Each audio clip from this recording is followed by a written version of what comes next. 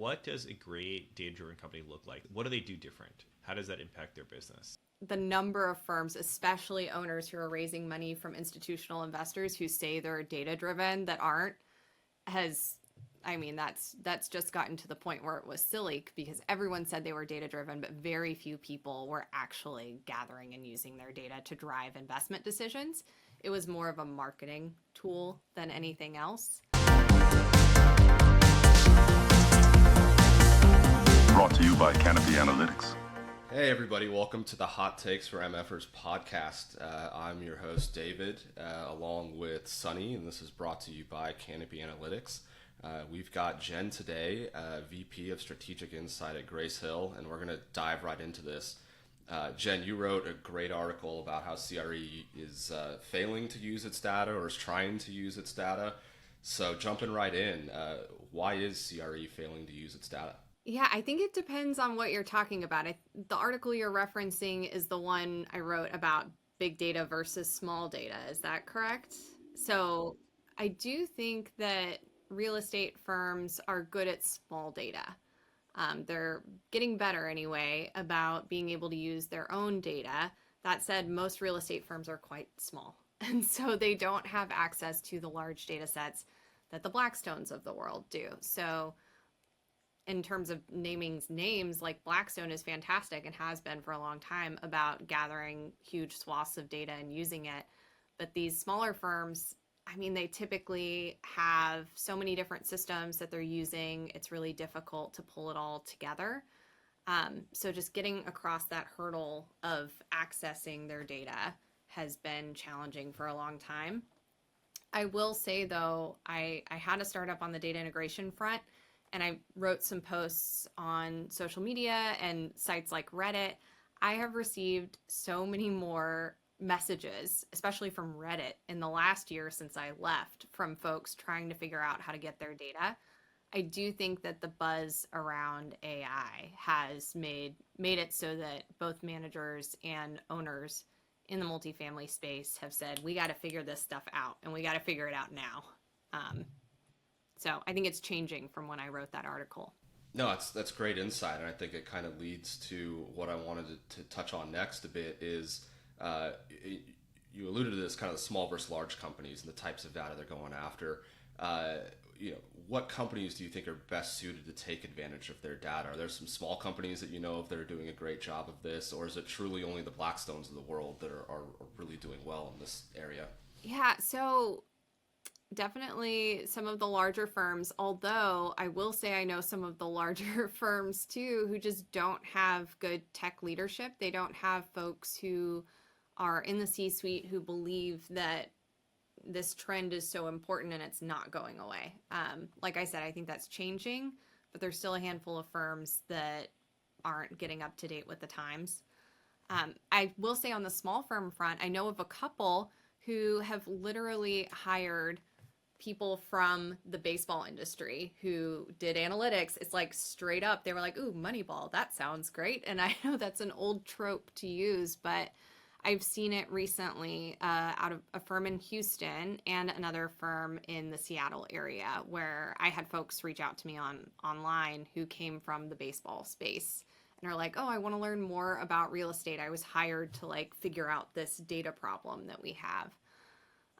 So that said, I think there's a lot of new entrants who are being hired who have experience in other industries coming into real estate just in this past year, whether you're a small firm or a large firm. So I don't know that it depends so much on the size of the company as it does who the leadership team is and whether or not they're prioritizing technology. So, one thing I'd love to hear from you, Jen, is because you've been kind of a person who's trying to make companies more data driven, and then also now on the other side of helping companies with other stuff. What does a great data driven company look like? What do they do different? And how does that impact their business?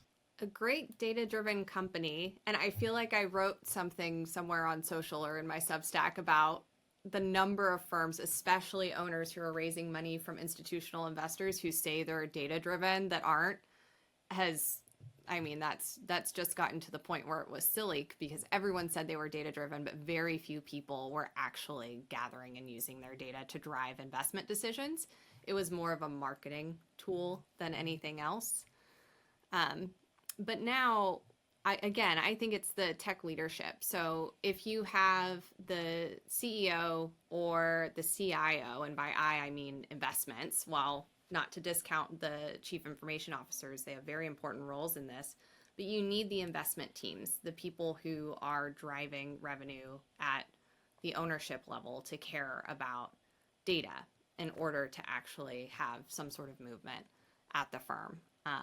As much as I love the sort of analyst associate level, like trying to push it up from the bottom, they're just not going to get budget dollars unless it comes from the top.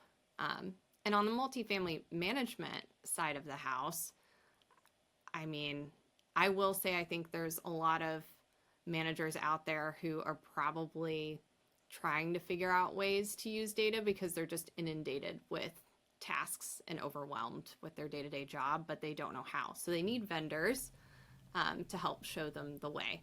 Like vendors like Canopy, I know, does this as well. Perfect plug. Yeah, of course. Of course. I wanted, you mentioned a few things that were interesting to me.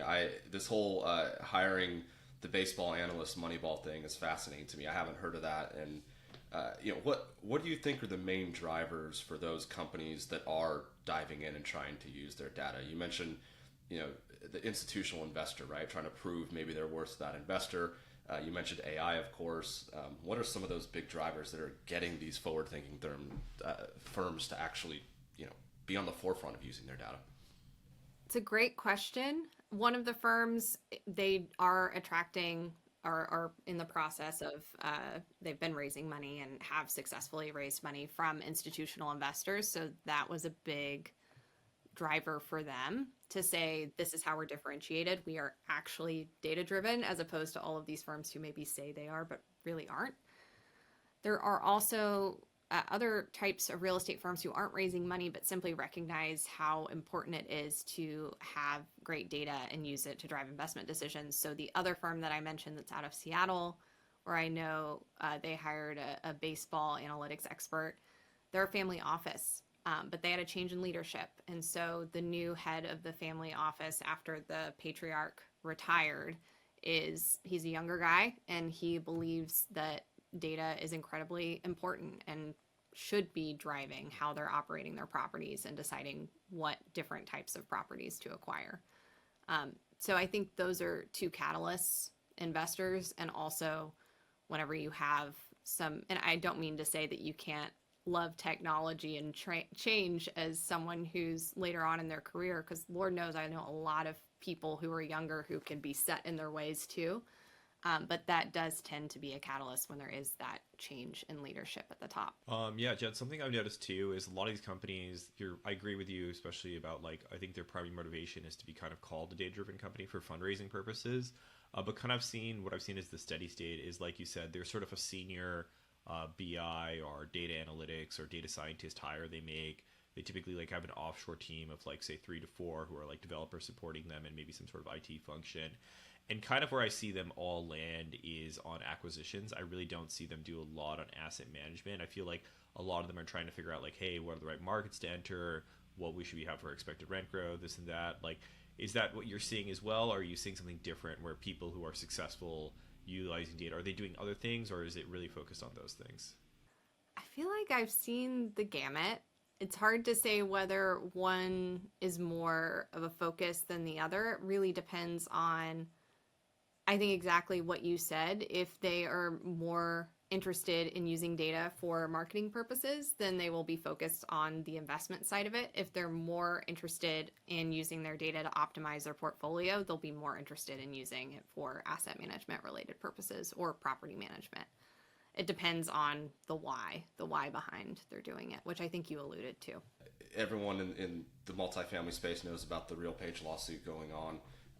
How do you think this is going to change the innovation landscape or the data landscape for prop tech for multifamily? Are people going to become more siloed with their data? Is there going to be kind of a lull in innovation here while we see things, how it plays out? Or are we all running full speed ahead?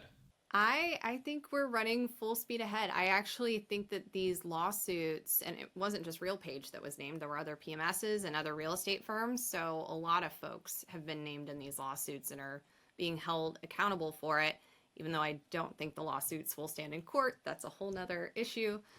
But regardless, these large PMSs are having a ton of backlash. And so customers are leaving them.